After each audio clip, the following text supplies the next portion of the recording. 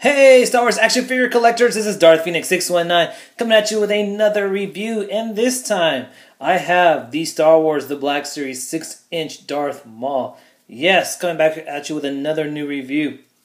These guys are popping up in the wild. Found him at Toys R Us today. So if you haven't been out to your local Toys R Us, do so. They may have these. This was actually the last one. I went there a little later than usual, and he was the only one left, so I picked him up. I snagged him up. I was just, I'm going to get him in a pre-order pretty soon, probably in the next couple of days, but I was just anxious. I can always trade the other one, keep it in packaging, and we'll see what I do, but I was just very excited to finally see him out in the wild. So I want to show him off in packaging, then I'll do a review, and then I'll do some couple of comparisons also. So first of all, let's go ahead and take a look at him in the packaging. So I'm going to review all these, so I'm just going to give a quick, thorough overview of what the packaging's like on this one, and not so much on the next few reviews that I do. So there you go, he's number 2, and there he is in the packaging. And of course, he comes with a couple of accessories, which I'll be showing off later. And then there's his lightsabers. It's very similar, of course, to the 3 3/4 inch. And then we have a view there of Darth Maul.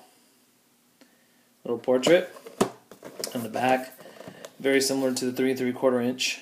You get that image of him dueling Qui-Gon and Obi-Wan. There's a little one-sentence bio there and a quote that you can pause and read if you'd like. And there you go. Very nice. Box, smaller than I thought it would be. And then just for comparison, here he is with a 3 3/4 inch. The box is a little bit bigger.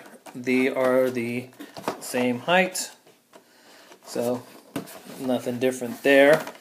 And then in comparison to vintage style, this is a little slightly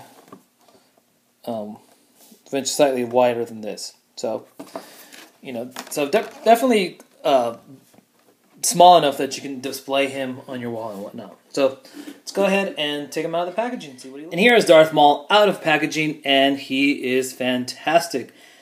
I am a 3 3/4 inch collector for the most part. I do have some Transformers that are around that, height or whatnot. But for the most part, 3 3/4 inch. And like many 3 3/4 inch collectors, people have been reluctant about the 6-inch series. And now that I have one in my hands and I've messed with it and I played with it, I really like this figure. I am looking forward to the next 3 figures in the wave, and for the figures coming up. I really want to get the majority of this series because they're outstanding. They look great. It's, bigger is better. They are truly some fantastic figures. So enough of my praise for this guy and the wave in general and the series in general. Let's go ahead and take a look at Mr. Darth Maul. So before I do that, actually, let me just show you kind of a quick comparison to the 3 3/4 inch Darth Maul. So definitely a height difference, and there's definitely some differences in the mold and whatnot, the lightsaber. So it's definitely a different enough figure to warrant a purchase, in my opinion.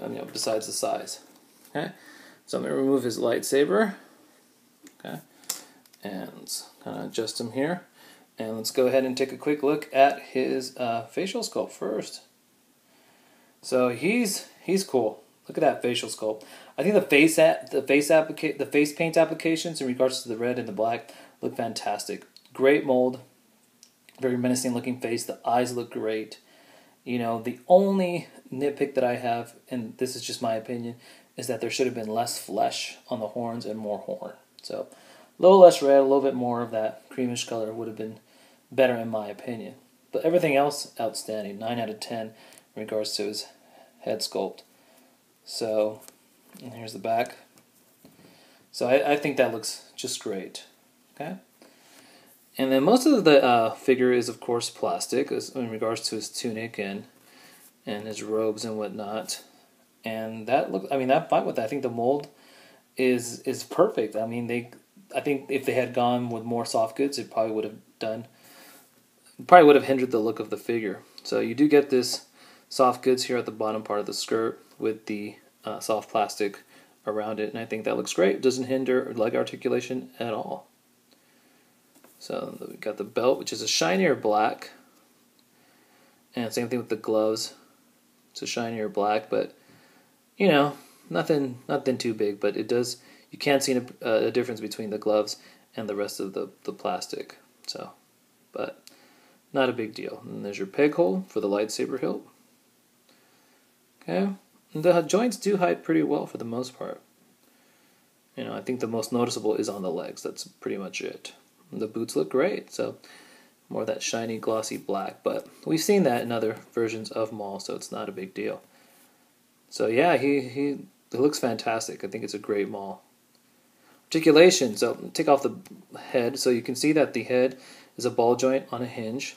So, which gives you some good movement, you know, especially looking down and then looking up. So of course, side to side. Got a ball hinge on the shoulder, ball hinge on the elbow. This wrist is on a ball hinge, and this wrist is a swivel. So if I'm not mistaken, mess with that, not like I was a swivel. So then you've got a good ball joint here on the torso, so a lot of good movement. Got the ball joints on the hips. Okay, you got the double knee joint, so that's pretty nice. Okay, and then you've got the hinge on the ankle, and you got the little rocker here, the pivots back and forth. So posability on this guy is going to be really good. Okay, as for accessories, so you've got your lightsaber hilt, which is more of a gray color. I think I would have liked to seen this more in a silver, kind of a shinier metal color, but it looks good for the most part. I mean, it looks great. It's just I kind of would have preferred that silver. It does come apart here in the center, and it's kind of like loose and bendy. So you just got to be careful with that. That kind of worries me there. But for the most part, it looks really well. And then the lightsaber hilt, the blades do come off also. And this stays in really well. You don't really see that coming off at all. It kind of even snaps into place if you heard that. So you can remove the blades on both sides. See? I use all my force there. And then of course you can peg them into the hole. So there you go. Okay? And his other accessory is his other head, which is attached to his robe. And the robe is a soft plastic, very rubbery type plastic, and then you can see how the hood drapes down. That's perfect. I mean, with 3 3/4 inch, we got the really big oversized hood. Other thing, you know, we've seen the cloth hoods on other figures. This is the way to go. And it's, you know, it's attached to the head, which is of course no big deal. And that just looks great. So let's take a quick. This doesn't take too long at all. Oh, there you go.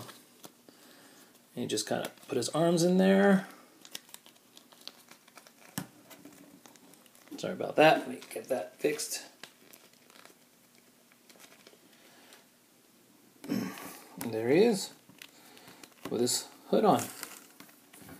So that looks great. I'm really glad that they went with the soft with the plastic, just to give it just a great overall look. Everything flows really nicely together, in my opinion. Okay. So he looks good. Okay, I'll be probably displaying without the hood, but it's nice to have. And then the last thing is his binoculars. So, which look really good. I like the the paint apps on this. So, you know, you got some weathering there. The brown paint, kind of give it that rusty color. Looks really nice. So, there you guys have it. So I hope you've enjoyed this review of Darth Maul. Hopefully it didn't drag on too long, but, you know, it's just, this guy is very, very cool. And I think he is definitely warrants a purchase if you can find him. And, yeah, so there you guys go. Hope to come at you with some reviews of the other figures in this wave. And until next time, you guys, may the Force be with you.